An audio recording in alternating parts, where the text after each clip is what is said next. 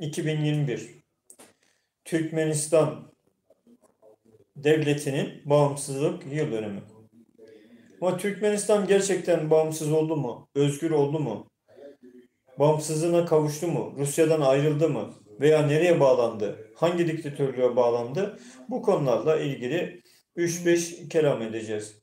Ve şu anda Türkistan Derneği'ndeyiz. Uluslararası Türkistan Birliği Derneği'ndeyiz. Türkiye'de de insan hakları aktivistleri, Türkmenistanlı aktivistlere bir takım zulümler yapılıyor. Hem de Türkmenistan diktatörünün İstanbul Konsolosluğu ya da Ankara Büyükelçiliği vasıtasıyla Türkiye Devleti'nin polisine, savcısına, yargıya emir talimat verilmemesine rağmen nasıl biz 10 ülkenin Türkiye'nin iç işlerine, yargısına karışmasına karşı çıkıyorsak Anayasa maddesi 138. madde hiç kimse emir ve talimat veremez yargıya. Ama Türkmenistan diktatörlüğünün İstanbul Konsolosluğu maalesef Türkiye'de bir takım emir ve talimatlar veriliyor. Türkmenistanlı aktivistler tutuklanıyor, dövülüyor, sınır dışı edilmek için göç idaresi'nce geri gönderme merkezlerinde bekleniyor. Biz bu zulme karşı dilsiz şeytan olmamak için sesimizi Türkmenistan'ın kurtuluş yıl dönümünde şöyle bir başlıkla Twitter takipçilerinden de sizlerden rica ediyoruz. TAT olarak, TT olarak Özgür Türkmenistan. İkinci, Türkmenistan diktatörlükten nasıl kurtulur diye başlıkla sohbetimizi yapacağız. Yanımızda kardeşlerimiz var. Muhammed Nur Bey ve Cuma kardeşimiz var. Bölgeden, Türkmenistan'dan. Muhammed Bey dernek başkanımız. Cuma kardeşimiz de Türkmenistan Halk Hareketi'nde. Ben Adem Çevik de tanımayanlar için Uluslararası Adalet Platformu Başkanı ve Uluslararası Türkistan Birliği Derneği Başkanı. Aynı zamanda diğer derneklerimizde Dünya Çocuk Hakları ve İyilik İnsan Hakları diye de bu alanda çalışan derneklerimiz var. Ben lafı fazla uzatmayacağım. Bizim Türkiye'li kardeşler olarak Türkmenistanlı kardeşlerimize şöyle yardımcı olmamız lazım. Medya ve sivil toplum kuruluşlarıyla tanıştıracağız. Gazetelerde haber yaptıracağız. Dış haberler servisinde Türkmenistan'da yaşanan insan hakları alanında yaşananları kitaplaştıracağız, raporlaştıracağız, dosya yapacağız. Bunları siyasilere, tüm siyasi partilere, özellikle mecliste grubu bulunsun ya da bulunmasın tüm siyasi partilere ileteceğiz. Sonra sivil toplum kuruluşlarına, insan hakları kuruluşlarına, Birleşmiş Milletler ve Avrupa'daki insan hakları kuruluşlarına vereceğiz. Ve medyada da haber yapılmasını sağlayacağız inşallah. Şimdi bölgeden kardeşlerimiz, öncelikle dernek başkanımız Muhammed Nur kardeşimizi dinliyoruz. Bu konuda nasıl bir çözüm önerisi olabilir? Yangını konuşmak çözüm olmuyor. Biz çözüm olarak ne yapılması lazım? Türkiye Devleti'nden ve Türkmenistan yetkililerden neler istiyoruz? Buyurun Muhammed kardeşim. Bu arada ben Türkçe mi konuşayım yoksa? İkisini de konuşun. Türkçe kısaca söyleyin. Tamam. Sonra da Türkmence, Rusça birkaç cümle çünkü Evet. YouTube'dan da parçalar göndeririz. Selamun Aleyküm arkadaşlar. Hemen de öğren minnettar. Kolluğumu da Türkmenistan halkının artık birleştiğini görüyoruz. Çok sağ olun. Teşekkür ederiz desteğinize. Bizim Türkmenistan halkının sorunlarını artık herhalde dünyada bilmeyen kalmadı. Yani biz daha geçen Polonya'ya gittik. Orada Agit toplantısına katıldık. Orada da ilettik. Hatta teneffüs aralarında da gidip tekrar konuştuk, rahatsız ettik. Hepsine durumları anlattık. Yani mikrofon vermediler diye beklemedik. Şimdi Türkmenistan halkının derdi büyük. Yani gördüğünüz gibi işte biz Oğuz Boyu Eğitim ve Kültür Yardımlaşma Derneği'ni kurduk. Bunun hemen akabinden İşte bir tane daha Türkmenistan Dayanışma İşbirliği Derneği, Türkiye-Türkmenistan Dayanışma İşbirliği Derneği de kurulmuş. Vatana millete hayırlı olsun. Yani yeter ki halk için bir şeyler yapıyor olsunlar, yapsınlar, yapıyor olarak gözükmesinler sadece. Gerçekten yapıyor olsunlar. Bizim hiçbir zaman kimseyle de alıp veremediğimiz herhangi bir dernek, kuruluş olamaz zaten. Ama şöyle bir şey var. Yani bu insanlarımızın bize vermiş olduğu destek sayesinde, bize vermiş olduğunuz destek sayesinde bu dernek kuruldu ve bu dernek kurulması akabinde de başka dernek de kuruldu. Yani demek ki hani şu vada çene neymiş ettiniz, neyme oldu, plan ettiniz, neymen kötü bildiniz demek yanlışlığını bir yeni orta parçalı ettik. Fiyat geçen ha bu dernek kuruldu, arkasından bir tane daha. Yani rekabete girdiler. Mesela hastalar akitçek olup rekabete giriyorlar. Yani insanların gözünde kimse kötü gözükmek istemiyor.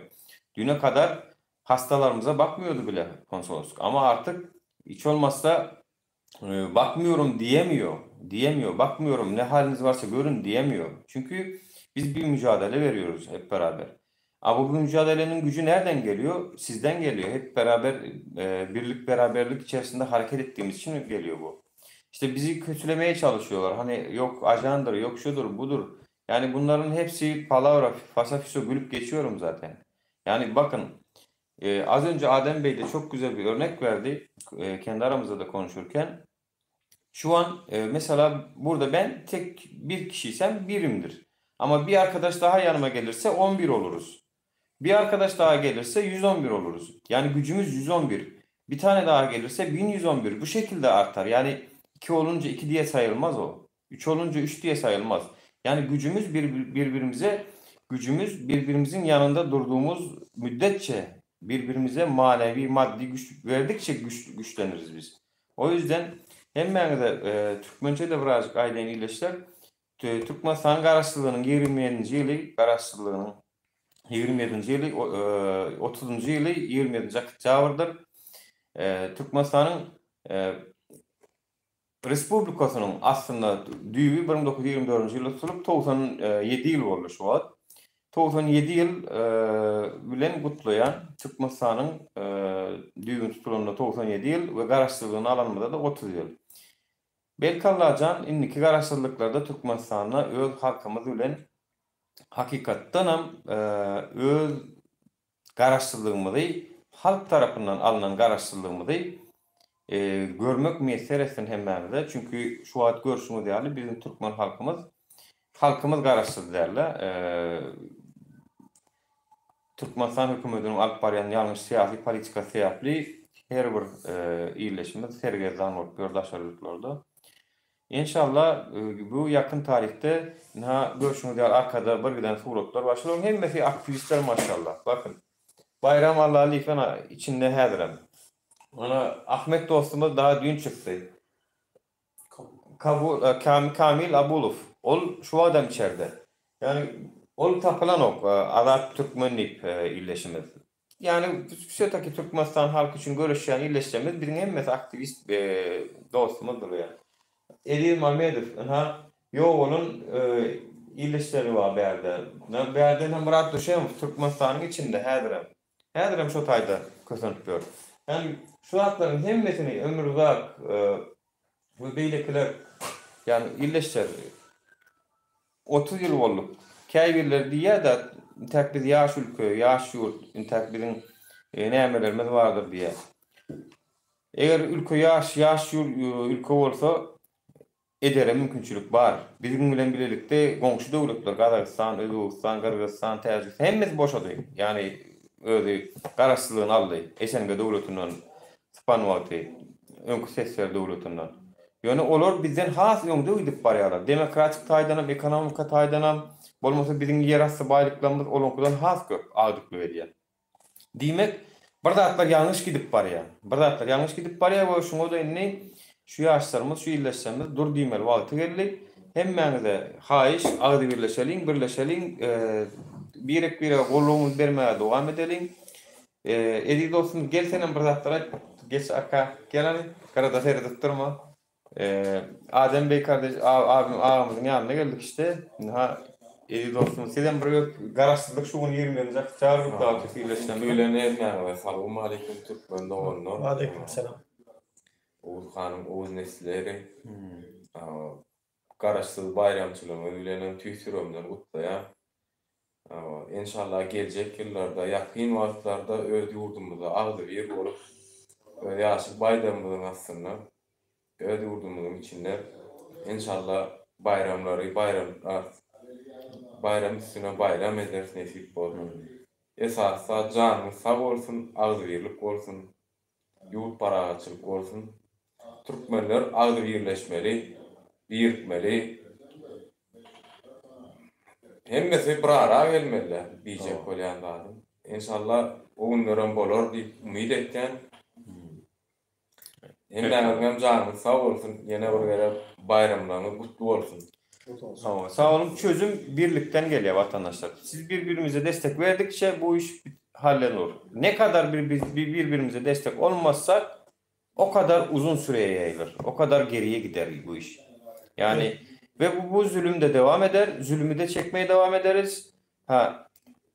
Şu an korkaraktan bu işi yapmayı da bırakırsak olacak şey şu olur. Tamam sen sıkıntı çekmezsin. Konuşmadığın için, karşı gitmediğin için belki ama sonuçta senin çocukların çeker. Fark etmez. Yani bu işi ya sen yaparsın ya da senin çocukların yapar. Ama bu iş artık 21. yüzyılda diktatörlük rejimler gidemeyecek. Artık öyle diktatörlük diye bir şey kalmayacak. Ben 10 yılları söylüyorum. Yani çok da uzaklara söylemiyorum. Yakın 10 yıllıklarda belki de dünyada diktatörlüklerin çoğu yıkılacak arkadaşlar. Yani sistemler, parasal işte kripto maniler falan filan ekonomik şeyler de değişiyor. Artık eskisi gibi değil. Sosyal medyalar yani artık bilgiyi gizlemek ya da işte yaptığı zulmü gizlemek o kadar kolay olmayacak. İşte ya da yaptığı hırsızlıklar bunlar artık böyle saniyede bilgiler dünyaya dolaşıyor. O yüzden artık böyle diktatörlükler uzun süremeyecek. Yani bunu şu an diktatörlük rejimine destek verenler de iyi bilsin. Şu an boşuna destek veriyorsunuz ya da boşuna tarafınızı yanlış taraftan seçiyorsunuz. Evet. Çünkü en fazla 5 sene veya 10 sene sizin her şey gün yüzüne çıkacak. O zaman gene bu halkla kalacaksınız. Yani bu halk sizin yanınızda olacak. Halkın yanında olmak zorundasınız. Her kim olursanız olun, halkın çoğunluğun yanında olmaya çalışın. Azınlıkların yanında kalıp da ancak diktatörlüğe yardım edersiniz. O da zaten yakın zamanda silinip gidecek. Milletin arasında boşuna rezil olursunuz. Yani ben her bir vatandaşı düşündüğüm için bunu söylüyorum. Şimdi Resulullah sallallahu aleyhi ve sellem der ki bir zulüm gördüğünde, bir haksızlık, adaletsizlik gördüğünüzde onu elinizle yapamıyorsanız dilinizle, onu da yapamıyorsanız kalbinizle buz eder der. Bir zulüm karşısında dilsiz şeytanlık da gerçekten berhumadallıktır. Arkadaşlar bu diktatörler Allah'tan korkmazlar, kuldan utanmazlar, ahirete de hesap gününe inanmazlar. Ama medyadan korkarlar. Allah'tan korkmadıkları gibi medyadan korkarlar. Onun için biz ne yapabiliriz? Sivil toplum ve medya işbirliğiyle bu zulümleri, bu haksızlıkları, bu adaletsizlikleri, bu yolsuzlukları, hırsızlıkları medya aracılığıyla insanlara duyurmamız gerekir. Şimdi de Cuma kardeşimizi dinliyoruz, mesajlarını vermek üzere. Buyurun. Assalamu alaikum, hormatly vatandaşlar, dünya Türkmenleri. Bugün Türkmenler üçün aslında bayram günü. Yani bu Türkmenistan'ın kararsızlığını ütköstürürler var. Aslı bu kararsızlık elhamdülillah 100 yıllar bundan önce alınacak. Hormatly vatandaşlar, ben kısa aytacak. Hazır aktivistler, batırlar bir-iki sanağı içeride, bileniz Bayram Aliyev ağamız içeride, Kabul içeride, Kabulcan içeride, Azat Türkmen Moskva'da tapılmandı. Şu adamlar arkada gördükleri surattaki adamlar ömrünü verip canını, malını Türkmenlerin geleceği için sarf eden adamlar. Şuları hiç kaçan hayattan çıkarmaklar. Ben aytacak kaldım. Şu hazırki bugünkü kararsızlık bayramı kutlu mübarek olsun. Oy Allah Azze ve Celle kıyamete çeyli bizim devletimizi uzun etsin ömrünü. Bizden birlikte hareket edelim. Amin. Bu zalimlara bir gep bilen, dil bilen düşündürüp olanak. Bunlar ne uyotu biliye, ne günahını biliye, ne aybı biliye. Dine bunlar güçten ağlıyor. Şoň üçin men aýtjak ki, hormatly batyrlar, kahramanlar, gelin birlikte hareket edelim. Dişe diş, kana kan, cana can, intikam, intikam diýip hareket etmek wagty geldi. Şoň üçin hemmäňizi birlige çağırýarys. İnşallah bu ýyly öýümizde, watanymyzda bolmadyk. Gelecek ýylda Türkmenistanyň garaşsyzlyk bayramynda watanymyzda, öýümizde boliş nesip etse. Birleşelim, birlikte hareket edelim. Batırları imkan kadar kollap kuvatlayalım. Canın sağ olsun. Garaşes, yakında goğu haberler oluyor. Garaşınlar. Esselamu Aleyküm. Evet arkadaşlar, toplantımızı burada bitirirken Allah'ın mesajıyla, Kur'an-ı Kerim'le Vel Asr suresini okuyarak bitiriyoruz. Rabbimizden başka kimsemiz yok. Rabbimiz bizim dostumuz, velimiz. Vel Asr suresini okuyacağız şimdi. Euzubillahimineşşeytanirracim. Bismillahirrahmanirrahim. Vel asri innel insane lefî husr. İllellezîne âmenû ve amilussâlihâti ve tevâsav bil hakkı ve tevâsav bis sabr. Burada Allahu Teala mesajında şöyle diyor. Bütün insanlar hüsrandadır. Ancak iman edip salih amel işleyenler ve haksızlık, adaletsizlik, yolsuzluk karşısında susmayanlar hariç bütün insanlar hüsrandadır diyor. Ve asra yemin ediyor. Asır ne demek? Asır bulunduğumuz an, şu an. Asır 100 yıl. Asır ikindi vakti. Yani Bosna'da zulüm olmuş. 20 sene sonra ağlamak ya da Doğu Türkistan'da, Arakan'da, Tacikistan'da, Özbekistan'da, Türkmenistan'da zulüm olmuş. Güzellik olduktan sonra vah tüh demek değil. Anında o hırsızlık, o yolsuzluk, o zulüm olduğunda, yani asra yemin ediyor Allah, o zamanında bizim müdahale etmemiz, susmamamız gerektiğini Allah burada bize ayette söylüyor. Size, ailenize Rabbim bütün mazlumlara, mücahitlere zaferler vermesini, mazlumların hakkını almasını Yüce Rabbimizden istiyoruz hep birlikte. Rabbimiz bize hem dünyada hem ahirette iyilik ve güzellik ver. Neslimizi ve bizi, çocuklarımızı, eşlerimizi muttakilerden eyle. Amin. Bu zalim diktatörlere basiret ve hidayet nasip eyle. Eğer basiret ve hidayet vermezsen ya Rab, onları kahru perişan eyle. Amin. Allah rızası için El Fatiha.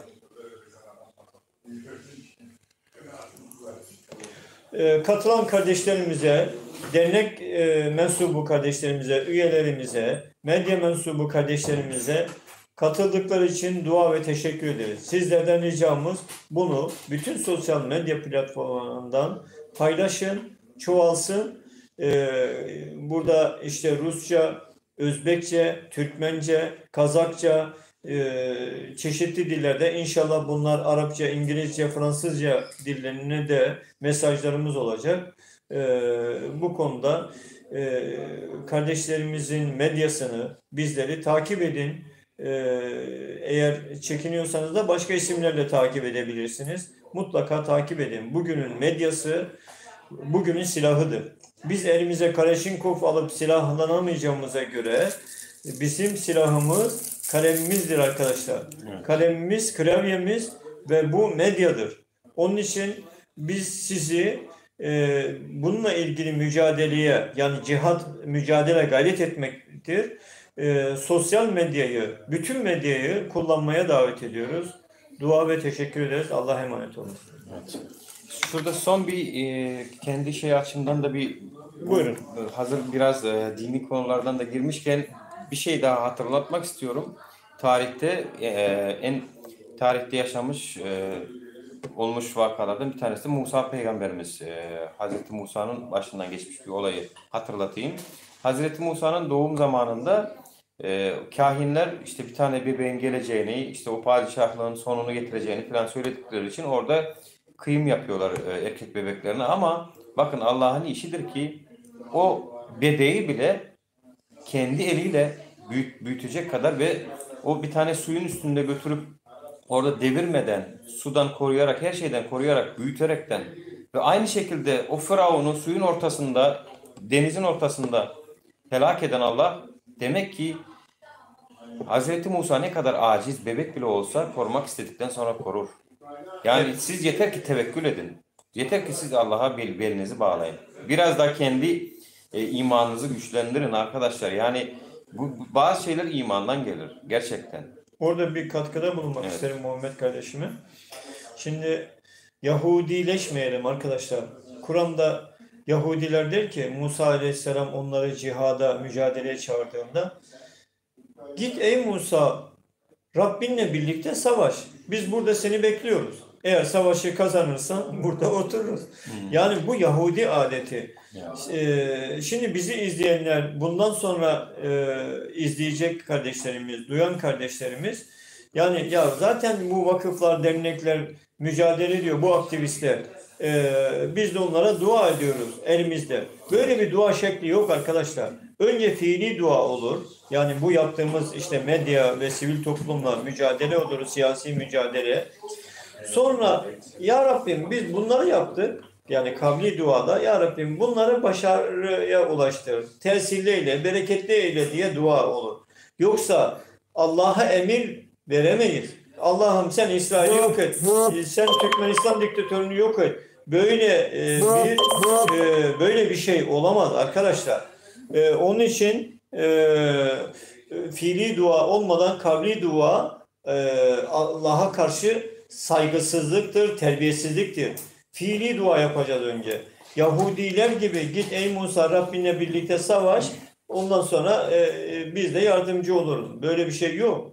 Allah bizi size gönderdi. Şu anda kim dinliyorsa ve bundan sonra kim dinleyecekse bizim mesajımız size ulaştığına göre siz de bu diktatörlüklerin bitmesi, bu zulümlerin bitmesi için elinizde, nefsinizde, kalbinizde, kaleminizle, klavyenizle mücadele etmek imani, insani, ahlaki bir vazifedir. Bir vatandaşlık vazifesidir. Allah razı olsun. Dua teşekkür ederiz. Allah'a emanet olun. Sağ olun. Sağ olun vatandaşlar. Sağ olun. Esselamu aleyküm ve rahmetullahi ve berekatuhu. Ben de diyeyim, Bir dakika benim bitmedi.